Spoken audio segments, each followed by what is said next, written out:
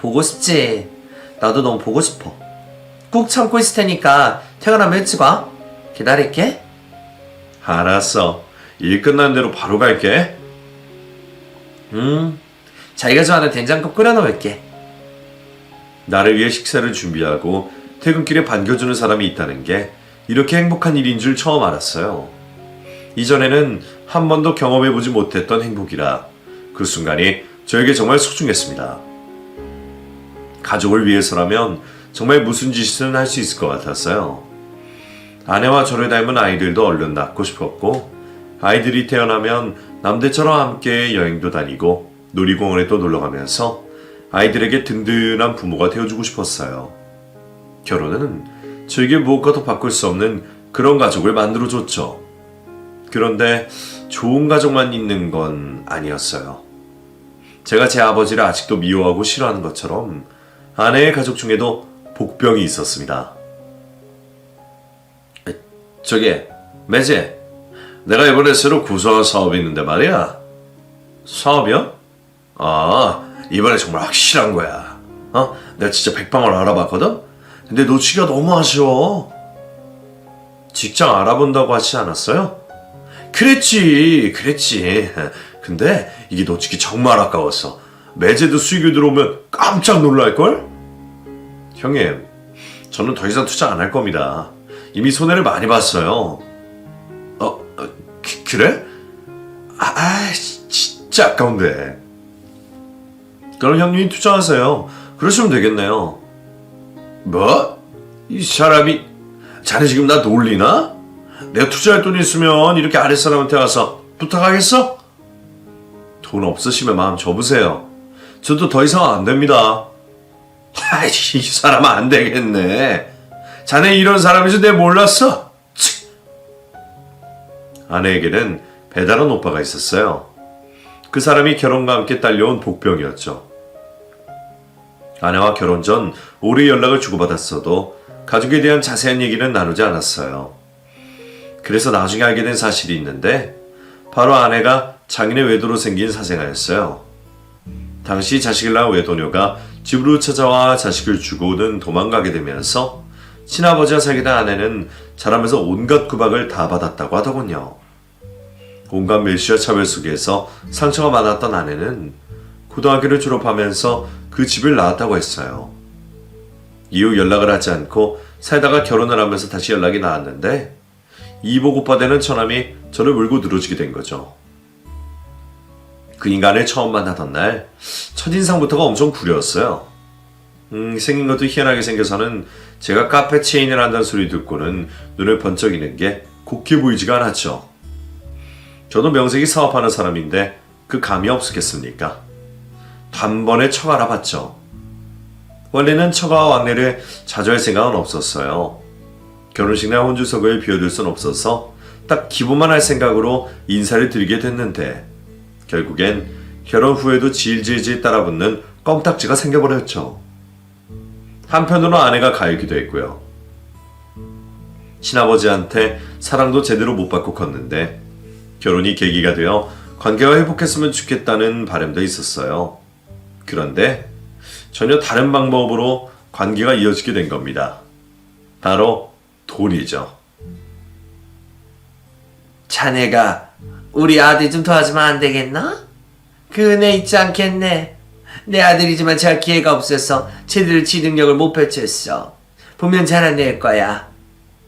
사이가 이렇게 능력이 대단한 사람이니 우리가 좀 비벼도 되지. 안 그래? 그러니까 우리 이제 가족인데 서로 아끼고 챙겨줘야지. 그게 가족이지 안 그래? 불행히도 가족이라는 이름하에 저희 처가 뒷바라지가 시작되어 버렸어요. 저도 없이 자란 사람이라 이런 애매한 관계 정말 싫어합니다. 저도 가진 고생을 했기 때문에 주고받고가 확실해야 인연이 되는 사람인데 한쪽만 일방적인 지원은 별로 좋게 생각하지 않아요. 그런데 딱 끊어낼 수가 없는 게 아내가 마음에 걸려서 그러지 못했어요. 처가는 마치 물주라도 만난 것처럼 저에게 의지를 하기 시작했고 크고 작은 금전적인 부분들을 하나씩 제가 해결해 주기 됐어요. 크게는 큰 처남 사업 지원에서부터 작게는 막내처럼 아르바이트 자리까지 내주게 되었죠. 매번 이번이 마지막이라는 생각으로 도와주지만 시간이 지나고 나면 어김없이 저에게 손을 벌렸고 그럴 때마다 거절할 수가 없었어요. 하지만 저라고 재벌 집 자식도 아닌데 계속해서 도와줄 수가 있겠습니까? 사업하는 사람이 무슨 여유가 많아서요. 결국 부담이 되기 시작했고 점점 제가 곤란해졌어요. 그러자 아내도 저에게 미안해하며 친정 식구들에게 단호하게 하라고 하더군요. 저도 그래야 될 것 같아 입장을 설명했는데도 큰 처남은 포기하지 않았어요. 자네, 돈 좀 있다고 내 앞에서 유세 부리지 마. 그 잘난 얼굴 언제까지고 잘난 줄 알아? 형님, 말씀이 좀 지나치십니다. 허쳐, 지나치다니. 자네 대체 집안 교육을 어떻게 받은 건가? 윗사람한테 이딴 식으로 행동하라고 자네 부모가 말하던가? 형님, 큰 소리 치네? 자네 그러다가 다음에는 한 대 치겠네요? 좋을 땐 허허허 하며 친한 척을 하던 사람이 돈을 빌려주지 않겠다고 하자 돌변해서 저를 대하는데 사람 정말 무섭구나 이런 생각이 들었어요. 한순간에 돌변하는 그런 사람은 정말 살다가 처음 봤으니까요. 급기야 큰 처남은 제 아내에도 싸잡아 욕을 하더니 친정에 걸음도 하지 말라고 엄포를 놓았어요. 저는 속으로 듣던 중 반가운 소리라고 생각했고요. 거머리 같은 처갓집 연 끊고 사는 게 내 명에 도움된다는 생각이 아주 강하게 들었으니까요. 그런데 더 웃긴 건 장인 장모의 행동이었어요. 큰 처남이 무슨 소리를 했는지 저에게 전화가 와서는 퍼붓는데 상종 못할 집안이란 생각이 너무나 많이 들었어요. 자네, 그러고도 우리 사이라고 할 수 있나? 그 돈 몇 푼 해줬다고 유세를 아유, 그 돈 더러워서 내가 진짜. 장모님, 형님이 해가신 돈이 다 얼마인지 아십니까? 일전에 가져가신 돈도 안 갚으셨는데 또 돈을 달라고 하시면 제가 어떻게 해야 합니까? 어쩌긴 뭘 어째. 가족이 힘든가 보다 하고 빌려주면 되지. 자네 세상 그렇게 살지 마라. 장모님, 그렇게 말씀하시면 저희는 더 이상 드릴 말씀 없습니다. 이만 전화 끊겠습니다. 하는 행실 보게. 자네 지금 전화 끊으면 이제 우리 연 끊는 걸세. 마음대로 하십시오. 연을 끊겠다고 협박하는 장모가 가서로 전화를 끊어버렸어요. 아내를 위해 다시 시작한 인연이었지만 오히려 아내에게 독이 되겠다는 생각이 들었습니다. 그래서 이렇게라도 관계를 정리해야겠다 싶어 그리했는데 이후 저희 집에 찾아와서 아내를 못 살게 굴었더군요. 저에게 자세하게 얘기를 안 해주는데 퇴근하고 집에 가보니 얼굴이 많이 상해 있었어요. 당신한테 너무 미안해. 그동안 오빠한테 해준 돈도 많다면서 오빠한테 그 돈 꼭 갚으라고 할게. 처음부터 받을 생각 없었어. 그러니까 마음 쓰지 마. 아니야, 당신이 고생해서 번 돈인데 친정 식구들 때문에 당신 마음고생 많았지. 그런 소리 마. 고생 아니야. 나 때문에. 아내는 많이 속상해했어요. 자기 때문에 제가 피해를 본다면서요. 아니라고 달렸지만 제 말을 듣지 않았죠. 친정과 연을 끊겠다고 하면서 친정에서 오는 전화는 절대로 받지 말라고 저에게 당부를 했어요. 너무 완강히 말을 하길래 알겠다고 했고 곧 저는 일이 바빠져 집안일에 신경 쓸 겨를이 없어졌어요. 아내가 뭐라고 했는지 처가에서도 더 이상 연락이 오지 않았기에 저도 신경을 끄고 지냈는데 어느 날 아내가 임신을 했다는 기쁜 소식을 전해줬어요. 노산이라 병원에서 임신 가능성이 희박하다고 했는데 기적처럼 아이가 생긴 겁니다. 아이가 생겼다는 소식에 저도 저희 엄마도 엄청 기뻐했어요. 엄마는 첫 손주이시니 기대가 아주 크셨고요. 임신한 며느리 혹시나 힘들까봐 애지중지하시며 항상 아내를 살펴주셨어요. 처가 때문에 한동안 속이 상했지만 해프닝이라 생각하고 넘어가려고 맘먹었고 좋은 일이 우리 부부에게 생겼으니 앞으로 우리 세 가족만 생각하려고 하는데 믿기 힘든 일이 벌어지게 됩니다. 뱃속에 아이를 품은 아내가 사라지게 된 겁니다. 그날은 아내가 처가에 간다고 한 날이었어요. 임신을 했다는 소식에 장모님이 백숙을 끓여놨다며 와서 먹고 가라고 연락이 왔다는 거죠. 당신 가도 괜찮겠어? 나한테는 뭐라 못할 거야. 지난번에 단단히 얘기해둬서 말해봤자 소용없다는 것도 알 거고. 그래도 홀몸도 아닌데. 가서 밥만 먹고 올게요. 너무 걱정하지 마요. 그래, 움직일 때 전화 꼭 하고. 집에 오는 길에 시간 되면 내가 데리러 갈게. 알겠어요. 아내는 장롱면허라서 운전을 하지 못했어요. 택시를 타고 간다길래 제가 데리러 가겠다고 말도 해놨던 상태였고요. 아무리 그래도 친아버지인데 자기 딸에게 무슨 해코지를 하겠나 싶어 잘 다녀오라고 했는데 이상하게 그날 아내와 연락이 되지 않는 겁니다. 볼일이 끝나고 아내를 데리러 가려고 전화를 걸었는데 핸드폰이 꺼져 있었어요. 갑작스러운 상황에 저는 불길했어요.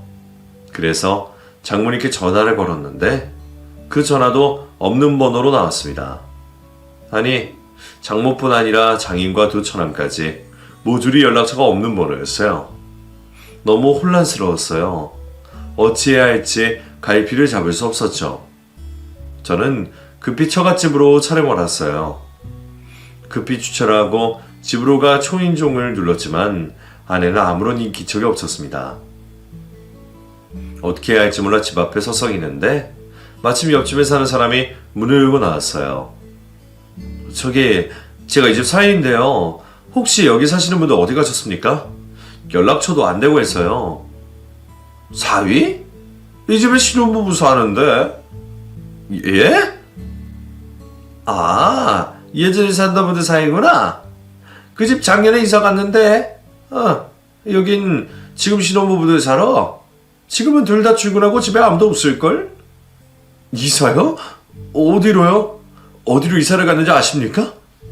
모르지 나는. 이사를 갔다는 말에 가슴이 철렁 내려앉았어요. 처가 식구들이 이사 갔다는 말을 아내한테 들은 적도 없었고 오늘 친정 간다는 말에 당연히 이곳에 오는 줄 알고 있었으니까요. 대체 이게 어찌된 일인지 도무지 이해가 되지 않았어요. 곧 해가 저물어 주위가 어두워지고 혹시나 아내가 집으로 돌아올까봐 급히 집으로 가 기다렸지만 아내는 집에 오지도 않았고 전화기는 여전히 꺼져 있었습니다. 임신까지 한 사람이 이렇게 잠적해버리니 도무지 이해가 되지 않았어요. 한참을 안절부절 못하고 있다가 문득 머릿속에 떠오르는 생각이 있었어요. 급히 안방으로 가 제 통장을 찾았지만 보이지 않았습니다. 혹시나 해서 계좌를 조회해봤고 역시나 돈이 인출되고 없었어요. 새로 시작한 사업의 계약금을 그 통장에 넣어뒀는데 그 돈이 오늘자로 인출되고 없었어요. 자그마치 2억이나 되는 돈이었는데 말입니다. 그 상황을 마주하고 나니 아내가 어떤 사고를 당한 것이 아니라 자발적으로 자취를 감췄다는 걸 알게 됐어요. 저는 자리에 털썩 주저앉아 믿을 수 없는 상황에 울부짖었어요. 그렇게 믿었는데 내 평생의 인연이라 생각하고 모든 걸 맡겼는데 결국 나에게 돌아온 게 이런 배신이라니. 뱃속에 있는 아이는 진짜일까? 그저 나한테 믿음을 주기 위한 거짓말 아닐까? 온갖 생각들이 나를 괴롭혔어요. 그리고 배신감에 치를 떨게 됐고요. 한동안 저는 폐인으로 살았어요. 세상과 모두 단절하고 집안에 처박혀 누워만 지냈습니다. 아내가 나에게 준 배신감은 너무나 치명적이었어요. 다시 세상을 살아갈 의지가 없는 사람으로 만들기에 충분했고 폐인으로 지내는 저 때문에 엄마는 매일매일 눈물바람으로 지내셨어요. 석재야, 이죽 좀 먹어봐. 안 먹을래요. 인서가 어미한테 자식 앞세우게 할 거야? 너 이렇게 안 먹으면 죽는다고.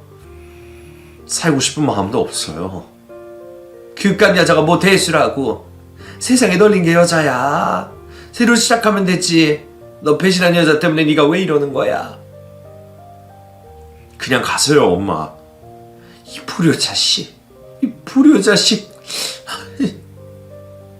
그때를 생각하면 엄마께 한없이 미안해집니다. 저 때문에 정말 많이 우셨어요. 그때 제가 엄마 마음 고생시켜서 그리 일찍 세상에 뜨셨나 싶기도 하고 제가 세상에 없을 그런 불효자식인 게 맞는 것 같습니다. 엄마가 속생하시는 걸 뻔히 알면서도 내가 아픈 게 우선이었어요. 버림받은 제 상처만 눈에 들어왔으니까요. 저는 벌려놓았던 사업들도 다 정리해버렸어요. 인수하겠다는 사람이 나타났을 때 터무니없는 금액을 제시했지만 제거하지 않고 팔아버렸어요. 엄마와 동생 몫의 가게만 하나 남겨두고 모두 정리해버렸죠. 그렇게 해버리니 그렇게 바빴던 제가 할 일이 없어졌어요. 그제서야 머릿속이 맑아지는 기분이 들었죠. 저는 그때부터 사라진 아내를 찾으러 다녔어요. 모든 정황이 아내가 배신한 거라고 했지만 그게 믿어지지 않았어요. 아내의 입에서 나온 말을 들어야 직성이 풀릴 것 같아 전국을 수소문하며 아내를 찾아다녔습니다. 얼마나 꼭꼭 숨었는지 머리카락 하늘도 보이지 않더군요. 하지만 곧 아내를 봤다는 제보를 듣게 되었고 일일이 제보를 확인하러 다녔어요. 그렇게 다니길 1년. 연락이 한 번은 올 법한데 여전히 깜깜무소식인 아내에게 이제는 단념을 해야 하나 싶은 생각도 들었어요. 딱 마지막으로 한 번만 더 확인하고 이번에도 아니면 깨끗이 잊어버리자 마음먹고 찾아간 동네. 그곳에서 저는 드디어 아내를 찾게 됐습니다. 마지막으로 봤을 때 모습과 너무나 다른 모습. 어촌한 구석 골목식당에서 음식을 배달한 아내의 모습에 저는 할 말을 잃어버렸어요. 저를 알아보지 못했는지 자기 할 일에 집중한 아내 곁에 서서히 다가갔습니다. 곧 아내가 저를 발견했고 눈알이 튀어나올 정도로 눈이 커졌어요.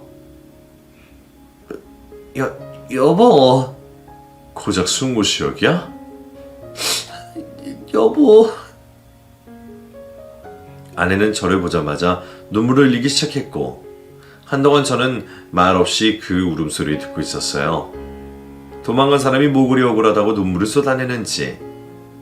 좀채 울음을 금치지 못하고 한참을 울더니 저더러 잠시 기다리라고 하더군요.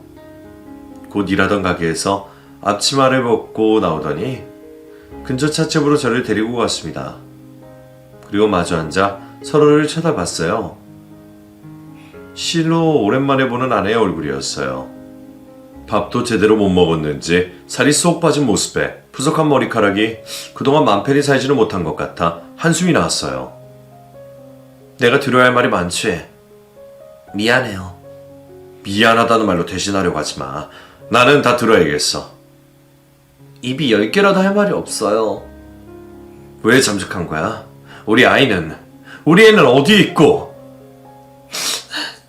미안해요, 여보.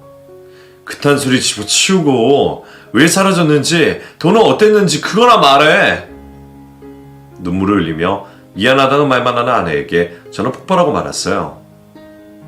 미안하다는 소리도 듣고 싶지 않았고 우리 아이가 어디에 있는지 그것도 알고 싶었어요.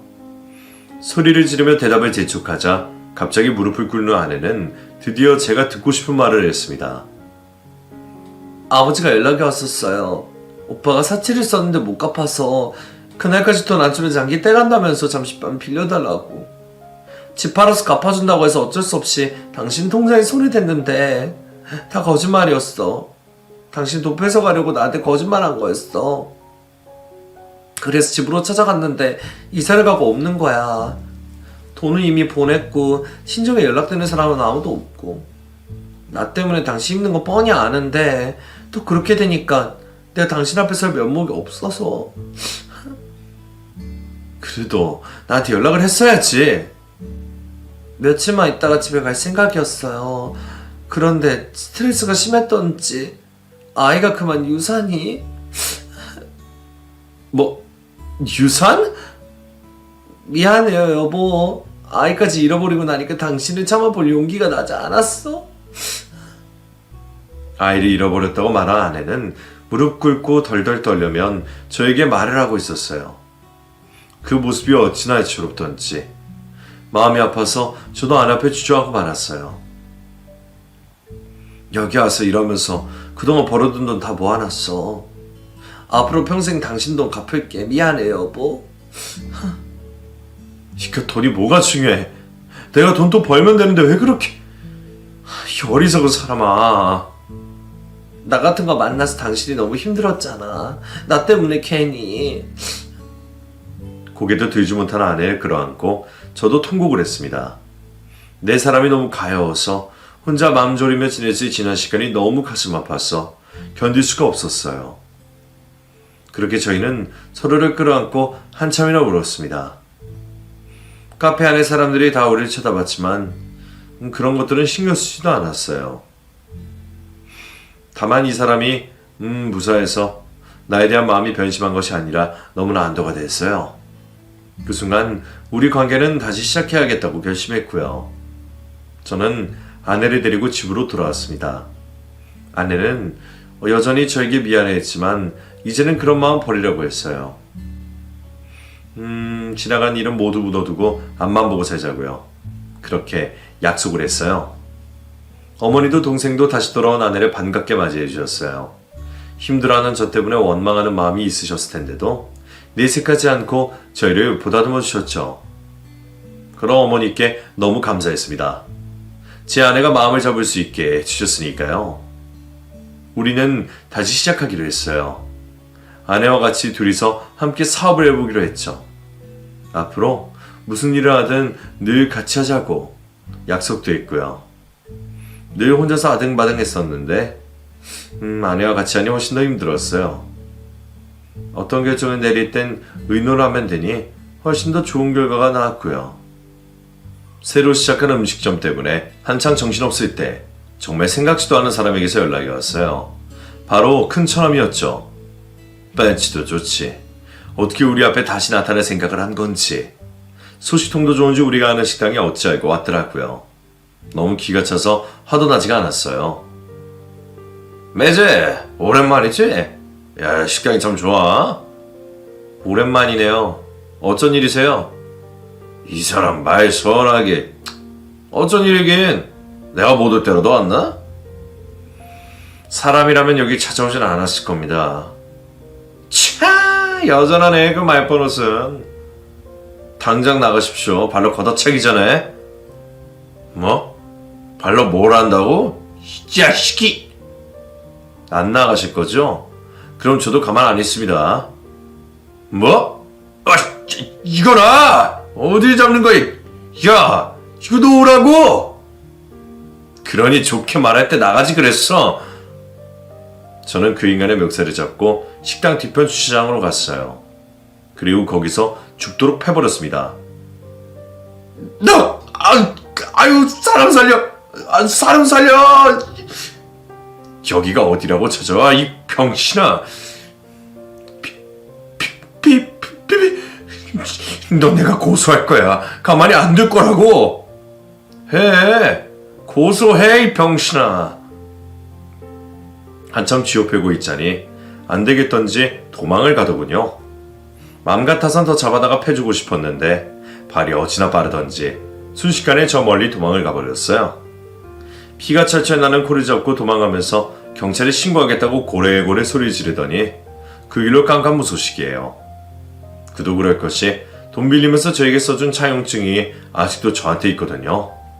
여차하면 그걸로 저 역시 그 인간 가만 안 둘 생각이었는데 기대와 달리 별다른 액션이 없어서 저도 서운해질 지경이었어요.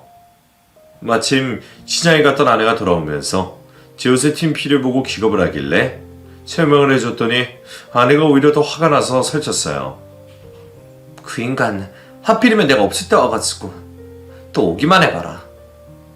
내가 단단히 해놨으니 한동안 안 올 거야. 또 와서 쓸데없는 소리 했죠. 아니야, 이번에는 말도 못 꺼내고 나한테 쥐어 터졌어. 진짜요? 그래. 한 번은 더 나타나고 싶었지만 그 뒤로 아직까지 소식이 잠잠합니다. 이왕이면 죽을 때까지 안 보고 살았으면 좋겠어요. 저와 아내는 같이 음식점을 운영하면서 잘 지내고 있습니다. 바람이라면 지금이라도 자식이 생기는 건데 아무래도 이루어지기 힘들지 않을까 싶어요. 그래도 끝까지 희망을 놓지 않고 지낼 겁니다.